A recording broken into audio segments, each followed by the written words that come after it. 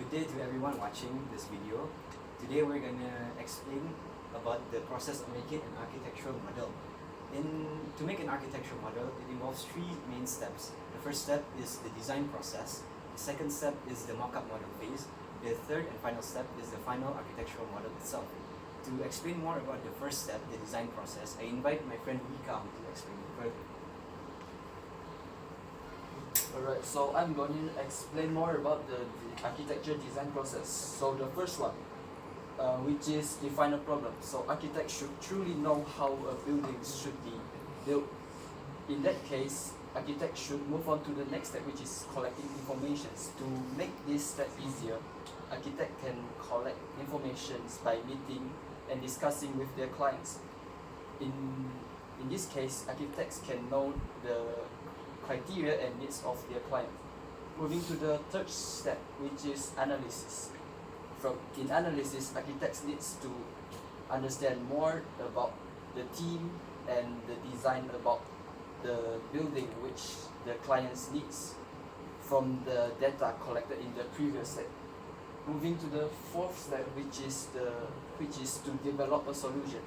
In this step, architects should come out with more specified, more details drafting with dimension and scales. There also needs models to show to the clients. And the fifth step, which is feedback. Architects will need to meet with their clients, discussing more so that to show their works to the client.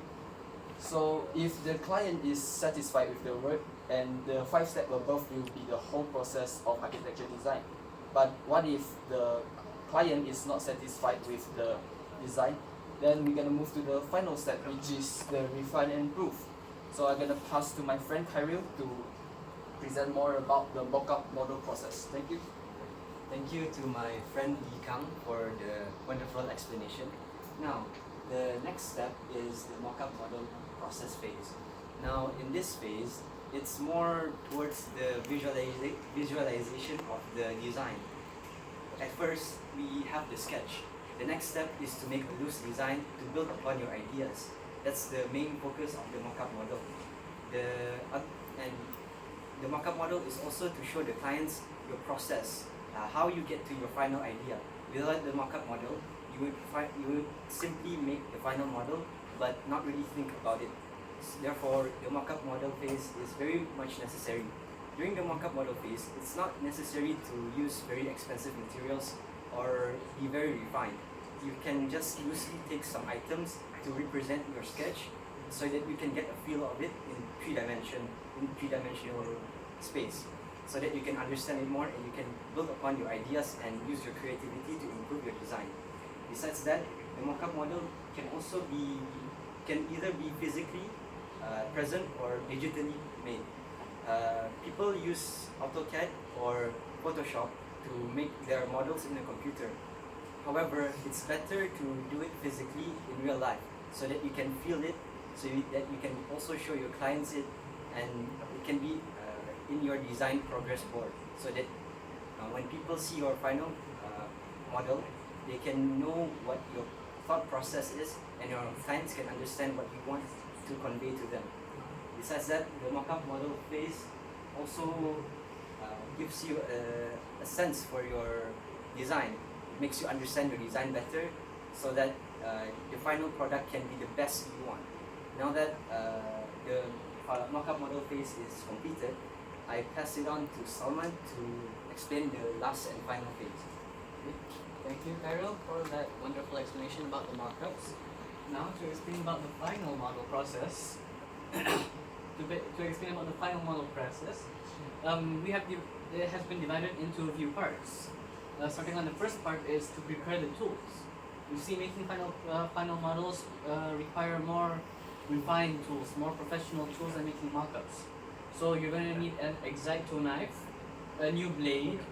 If you can, you should use a hot glue gun. And those are metal rulers, so you don't avoid cutting your fingers.